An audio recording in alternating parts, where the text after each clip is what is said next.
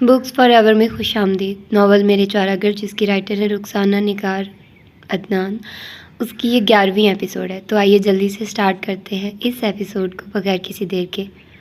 आपने उन औरतों को अंदर ही क्यों आने दिया? दरवाजे से ही धक्का दे देना था। मेरी ज़िंदगी में मेरे बहन को या आपको मज़ीद कोई दुख मिला तो खुदा की कसम अम्मी, मैं खुद समेत इस घर को, इस दुनिया को आग लगा दूंगा। अब्बू ने ऐसा सोचा भी कैसे? उन्हें मेरे या रोशी के बारे में कुछ भी सोचने का हक नहीं। वो आ जाएं, मैं उन्हें आज बता दूंगा वो सब कुछ जो हमारे दिलों में उनके लिए है। राफे मुठ्ठियाँ भींचे दहकते हुए आतिश फिशा की तरह चिंगारियाँ उड़ाता, खौलता, झुलसता माँ के कमरे में इधर से उधर पागलों की तरह चकरा रहा था। वो इतने गुस्से में था कि उसे खुद भी नहीं पता चल रहा था कि वो क्या बोल रहा है।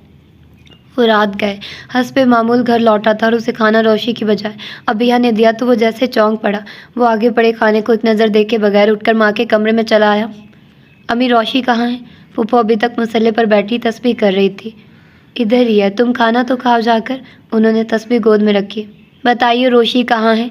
वो ज़िद्दी लहजे में पूछने लगा। उसकी तबीयत कुछ अच्छी नहीं, सो रही है। क्या हुआ उसे? वो और भी बेचैन हो गया। सर में दर्द है, मामूली टेम्परेचर भी, मौसम जो बदल रहा है। बिया, राफी का खाना यहीं ले आओ। उनकी आवाज़ पर अबिया खाना उठाकर पुप्पो के कमरे में रखकर बाहर निकल आए। खाने के बाद शायद पुप्पो ने उसे सारी बात बता दी थी। उस वक्त से वो इस तरह थोड़ी थोड़ी देर बाद गुस्से में चिल्ला रहा था। अबिया अंधेरे कमरे में स्ट्रीट लाइट की मध्यम रोशनी में कभी एक नज़र कंबल में मुंह सर लपेटे पड़ी रोशी को देख लेती और कभी बाहर की तरफ। थोड़ी थोड़ी देर बाद रोशी की किसी हिचकी की आवाज़ उसे मतवज्जे कर जाती, वरना वो अजीब बेखबरी के आलम में बैठी थी। अब मालूम नहीं क्या तमाशा लगेगा। फूफा जान की आमद के इंतज़ार में उसके असाब भी जैसे ईठे जा रहे थे। रात के 11 बज रहे थे। नींद तो उसे यूं भी कम ही आती थी और आज तो लगता था बिल्कुल नहीं आएगी। रोशी की सिसकियाँ उसे सोने न देती। वो कोशिश के बावजूद एक बार भी रोशी को दिलासा या तसल्ली न दे सकी थी। क्या कहती? रोशी ना रो, ऐसा कुछ नहीं होगा, जबकि वो खुद इन अजियतनाक लम्हों की सलेब चढ़ चुकी थी और जानती थी रोशी के साथ भी ऐसा होकर रहेगा। फिर झूठी तसल्ली देने का क्या फ़ायदा? टांगे लटकाए लटकाए वो थक सी गई तो टांगे ऊपर करके नीम दराज सी हो गई। बाहर भी अब कदरे सुकून हो गया था और खामोशी भी। उसे इसी तरह पड़े पड़े न जाने कब नींद आ गई। क्या समझा है आपने? फालतू है, राह में पड़ी है वो, जैसे आप जब चाहें उठाकर माले गनीमत की तरह किसी राह चलते लफंगे जवारिये को थमा देंगे। मैं इसका भाई अभी जिंदा हूँ, जैसे तैसे जी कोई मेरी बहन की तरफ मैली आंख से देखे, ये मैं बर्दाश्त नहीं करूँगा।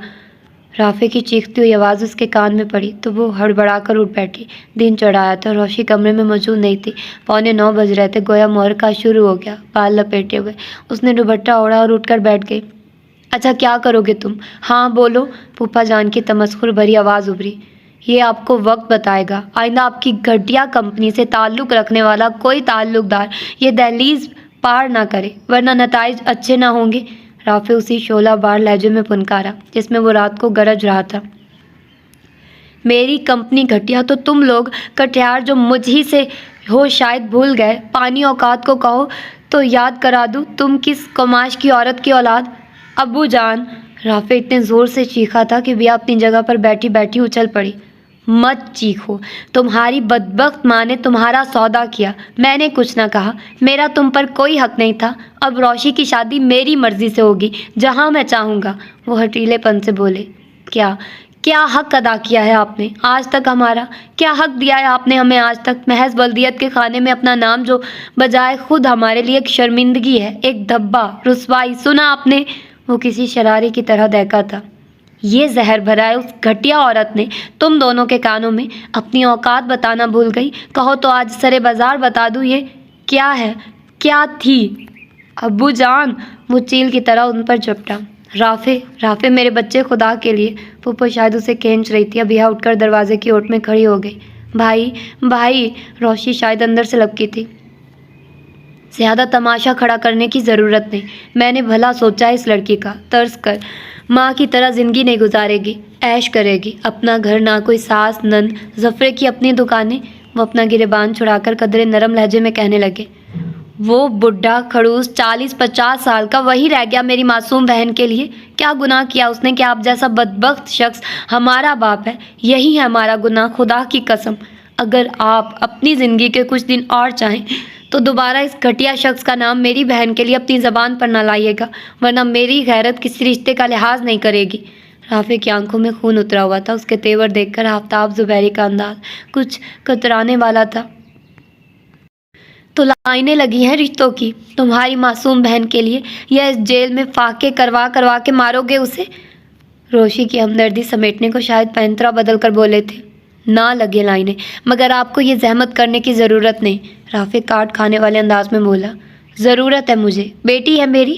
وہ قدرے گڑبڑا کر بولے، کیا ضرورت ہے آپ کو؟ کھل کر بتائیے۔ رافع تڑپ کر ان کے آگے آ کھڑا ہوا تھا، آنکھوں میں آنکھیں ڈال کر بولا، تم ہی لوگوں کے لیے گھر کا چولہا جلانے کے لیے قرض۔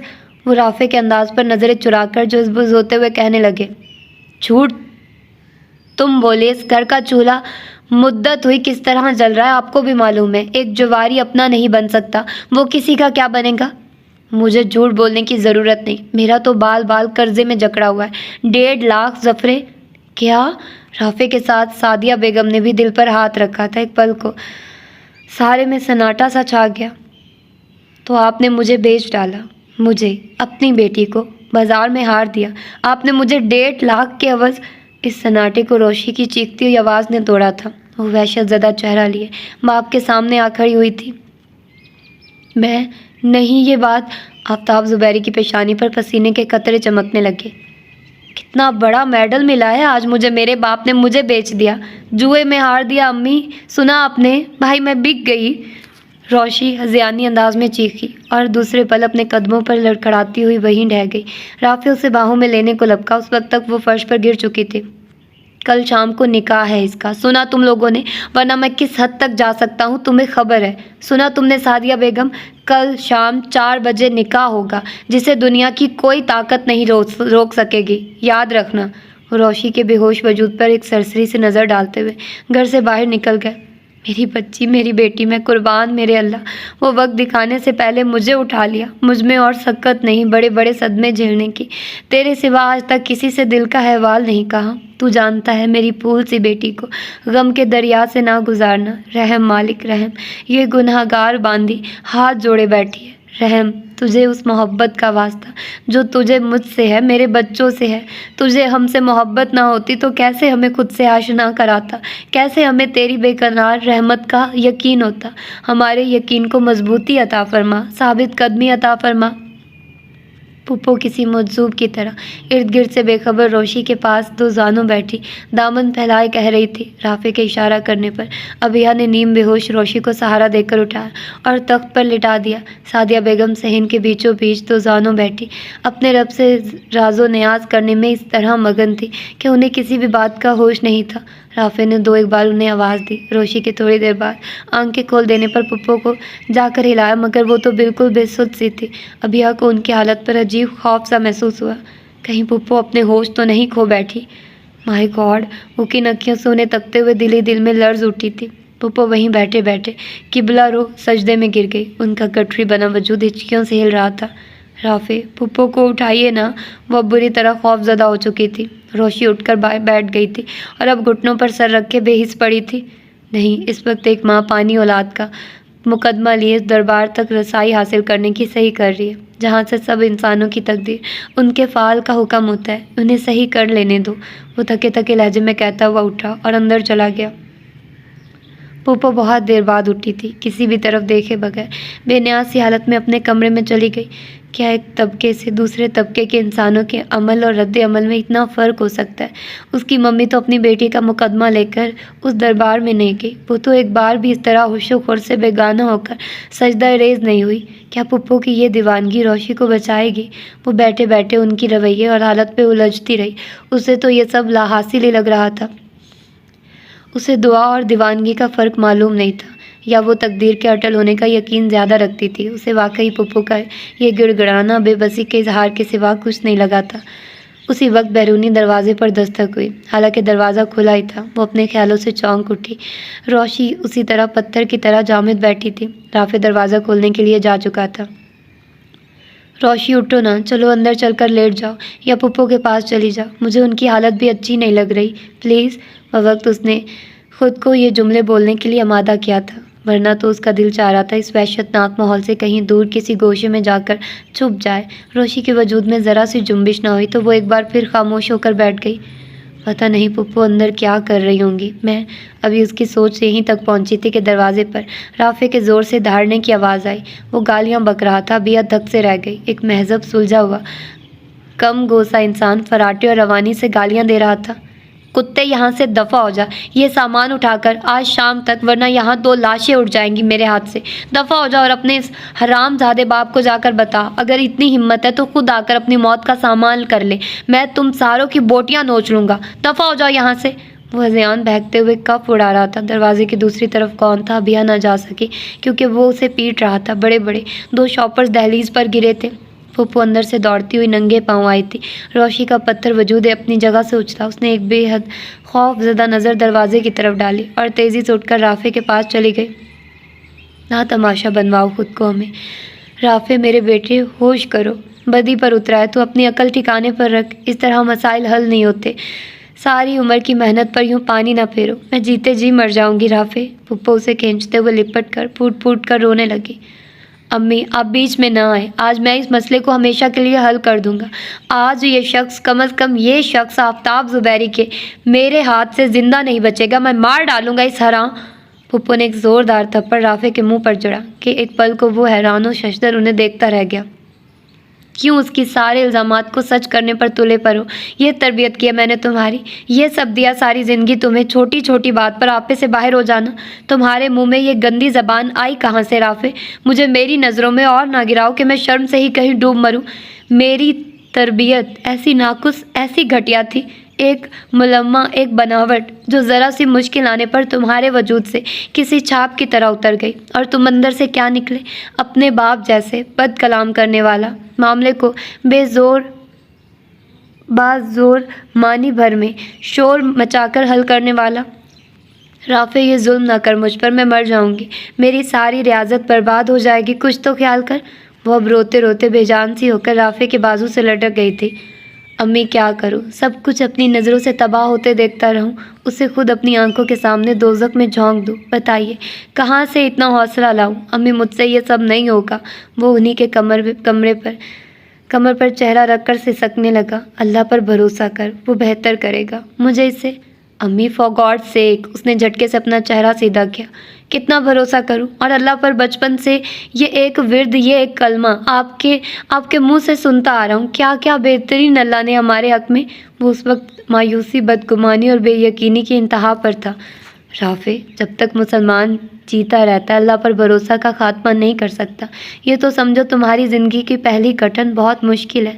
اگر پہلے ہی مرحلے پر تم یوں ہاتھ پاؤں چھوڑ کر اپنے باپ جیسے اوروں کا اظہار کرو گے تو دونوں برابر ہوئے۔ میری تو ساری زندگی اکارت گئی، کیا ابھی مجھے یہ غم دیکھنا باقی ہے؟ وہ اب خود کو سنبھال رہی تھی۔ روشی اب اس طرح اجڑی صورت لیے ان سے 4 قدموں کے فاصلے پر کھڑی تھی۔ تو کیا کروں امی؟ بتائیے مجھے کیا کروں؟ وہ اب جیسے رو دینے کو تھا۔ روشی کی قسمت میں جو لکھا تھا وہ ہو کر رہے گا۔ تو کیا کروں امی؟ بتائیے مجھے کیا کروں؟ روشی کی قسمت میں جو لکھا تھا وہ ہو کر رہے گا۔ تمہاری چیخو پکار، غصہ، غضب اسے روک نہیں سکے گا۔ بہتر ہے تحمل اور برداشت کے ساتھ اس کا کوئی اور حل سوچو۔ یوں غصہ کر کے خود کو چھوٹا نہ کرو، اور ہماری رسوائی کا سامان بھی۔ آؤ اندر، اللہ مسبب الاسباب ہے، وہ ضرور۔ امی اس بدبخت نے نکاح کا سامان بھیجا تھا، اور آپ کو پتہ ہے یہ شخص ٹلنے والا نہیں۔ یہ سامان بھیجنے کا مطلب ہے کل سے بھی پہلے میں قیامت اٹھا دوں گا۔ وہ ایک بار پھر آپے سے باہر ہونے لگا۔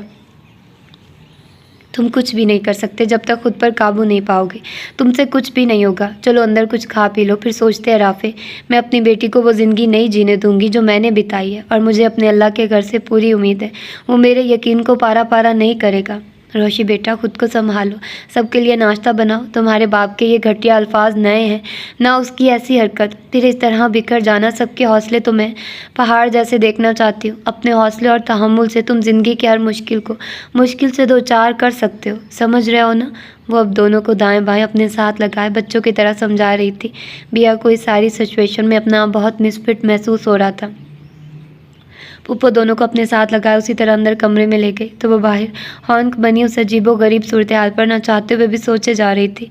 پتہ نہیں اب کیا ہوگا اگر پپا جان اپنے ارادے سے باز نہ آئے تو۔ پھپھے کے پاس سارے سبق تحمل برداشت دھرے رہ جائیں گے۔ رافع انہیں زندہ نہیں چھوڑے گا، اس کے تیور بتا رہے ہیں۔ وہ جوش اور غصے میں کیا کچھ کر سکتا ہے، تو پھر کیا ہوگا اگر رافع یہ سب کر گزرتا تو میں؟ اس نے اپنی سوچوں سے گھبرا کر سر اٹھایا اور صحن میں پھیلتی دھوپ کو دیکھنے لگی۔ مجھے یہاں سے چلے جانا چاہیے، سوچ کسی لہر کی طرح اس کے دماغ میں ابھری تھی۔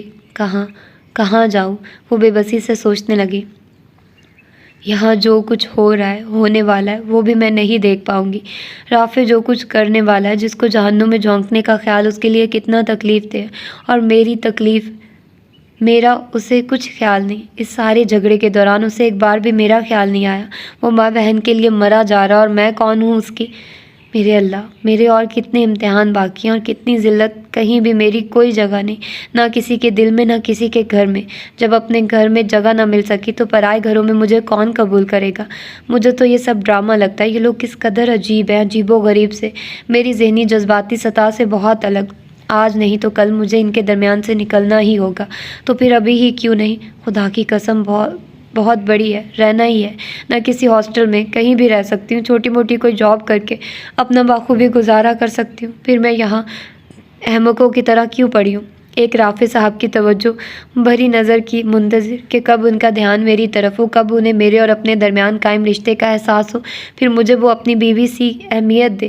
بھیک میں لی گئی ایسی توجہ محبت کیا مجھے اپنی نظروں میں اٹھنے دے گی؟ کبھی نہیں۔ مجھے اب کوئی اہم اور دو ٹوک فیصلہ کر لینا چاہیے، آج ہی۔ ایک انوکھی سی اور اچھوتی سوچ نے اس کے اندر جیسے نئی توانائی بھر دی تھی۔ وہ اب اس لائن پر سوچے جا رہی تھی۔ بینک میں میرے پاس اتنی رقم موجود ہے کہ 6 مہینے سال جب تک مجھے کوئی جاب نہیں مل جاتی میرا آرام سے گزارا ہو سکتا ہے۔ پھر میں یہاں کیوں کسی بھیکارن کی طرح پڑی، فقط 2 ٹائم کی روٹی مانگ کر کھا رہی ہوں؟ اس کے علاوہ میری کیا اہمیت ہے یہاں؟ ان 4-5 مہینوں میں ایک بار بھی کسی نے مجھے وہ اہمیت نہیں دی جو میرا حق تھا۔ رافع بھی زبردستی جبراً شاید مجھے برداشت کر رہا ہے۔ پھر ان کے گھر کے یہ عجیب سے حالات، یہ لوگ عادی ہوں گے، میرے اعصاب اتنے مضبوط نہیں کہ یہ سب آرام سے جھیل جاؤں۔ پھر ابھی رافع کیسے ریئیکٹ کر رہا تھا؟ گالیاں، اس کے منہ سے کتنا عجیب لگ رہا تھا۔ کل کو یہ کسی بات پہ غصے میں آ جائے تو اسی طرح میرے ساتھ ریئیکٹ کرے گا۔ گالی تو میں اپنی زندگی میں کسی سے نہیں سنی۔ یہ میری ذہنی سطح سے بالکل میچ نہیں کرتے۔ مجھے کوئی نہ کوئی قدم اٹھا لینا چاہیے۔ فون کی بیل بجے جا رہی تھی۔ پتہ نہیں وہ تینوں اندر بیٹھے کون سے مذاکرات کر رہے تھے جو انہیں فون کی مسلسل بجتی بیل بھی سنائی نہیں دے رہی تھی۔ ابیہ کو اپنی سوچوں کا سلسلہ توڑنا پڑا۔ آنگن میں جامد سناٹا تھا اور اس سناٹے میں فون کی بیل پورے جوش سے بجے جا رہی تھی۔ وہ ایک گہرا سانس لے کر اپنی جگہ سے اٹھی۔ پتہ نہیں کس کا فون ہوگا، مجھے ریسیو بھی کرنا چاہیے یا نہیں؟ ریسیور ہاتھ میں لیتے ہوئے وہ سوچنے لگی، اس لیے اس نے ریسیور کان سے لگا کر ہیلو نہیں کہا۔ دوسری طرف بھی کوئی جلدی میں تھا۔ ہیلو رافع یار، حد ہو گئی، رات بھر میں تمہارا انتظار کرتا رہا مہندی کے فنکشن میں اور تم نواب صاحب آئے نہیں۔ تم میری طرف سے مدعو تھے، ڈیڈی نے بھی تمہیں فون کر کے انوائٹ کیا تھا، پھپھو کو بھی ساتھ لانے کا کہا تھا، اور تم، میں اب کیا کہوں؟ اب شام کو رات کو بارات ہے، آؤ گے نا؟ اسے لگا اس کی پیاسی سماحتوں نے ایک صدیوں بعد بارش کے قطروں کی آواز سنی ہے۔ ولید کی آواز نے جیسے اس کی سماحتوں میں رس گھولتی سیدھا دل میں اتر رہی تھی۔ نامعلوم یہ کس خوشی کا احساس تھا کہ اس کی آنکھوں سے بے اختیار آنسو بہنے لگے۔ اپنی تنہائی اور اکیلے پن کا جان لیوا احساس، اس ذلت بھری تکلیف دہ زندہ گزارنے کا احساس، یا اپنوں سے دور یہاں یوں رائیگاں جانے کا احساس۔ ولید کے پاس ہے میری مشکل کال، وہ یقیناً میری بات سمجھ لے گا۔ میں اسے صاف صاف بتا دیتی ہوں کہ مجھے یہاں نہیں رہنا، وہ مجھے اس جیل سے آ کر لے جائے۔ میں یہاں کچھ اور وقت اور رہی تو شاید ٹوٹ کر ریزہ ہو جاؤں گی، بکھر جاؤں گی، اپنی ذات کے تنہا گنبد میں بھٹکتی کہیں گم ہو جاؤں گی۔ وہ مجھے یہاں سے نکال سکتا ہے، واپس لے جا سکتا ہے۔ ہاں، مجھے اب مزید یہ سب برداشت نہیں ہوتا۔ میں کب تک یہ انچاہی زندگی جیوں گی؟ بس بہت ہو گئی۔ ولید، میں، آنسوؤں کے پھندے اس کے گلے میں پھنس رہے تھے۔ کون؟ بیا ہو نا، بولو، وہ بےتابی سے بولا تھا۔ ولید، میں تم سے، سنو، پیا مر رہی ہے۔ اس نے حلق سے نکلتی چیخ کو لب بھینچ کر روکا۔ اسی وقت کسی نے اس کے ہاتھ سے ریسیور کھینچ لیا۔ ولید، سوری، میں آ نہیں سکا۔ شام کو کوشش کروں گا۔ پیا اداس ہو رہی ہے، اگر آیا تو اسے بھی لے آؤں گا۔ اوکے، اللہ حافظ۔ رافع کا لہجہ اس قدر سرد اور سپاٹ تھا کہ بیا کے آنسو جیسے پلکوں پر ہی جم گئے۔ وہ ہونٹ کاٹتی پرے ہٹ گئی۔ رافع نے ایک کٹیلی نگاہ اس پر ڈالی۔ بہت شوق ہے تمہیں ہر وقت خود کو مظلوم ثابت کرنے کا۔ وہ بے حد دھیمی آواز میں گھرایا۔ بیا لرز کر ایک قدم اور پرے ہو گئی۔ تم یہاں جس بھی مشکل میں گرفتار ہو، جلدی تمہیں اس مشکل سے نجات مل جائے گی۔ وہ اس کے بے حد قریب آ کر چبا چبا کر کہہ رہا تھا۔ اور تمہیں صرف اپنی مشکل، اپنی تکلیف کا احساس ہے، صرف اپنی تکلیف ہے نا؟ بولو، میں تمہیں صحیح سمجھاؤں نا؟ وہ بڑے سخت انداز میں اس کی تھوڑی کو اپنی انگلیوں سے اٹھاتے ہوئے درشتی سے بولا تو وہ بھیگی آنکھوں کے ساتھ اس کی طرف ایک نظر سے زیادہ دیکھ نہ پائی۔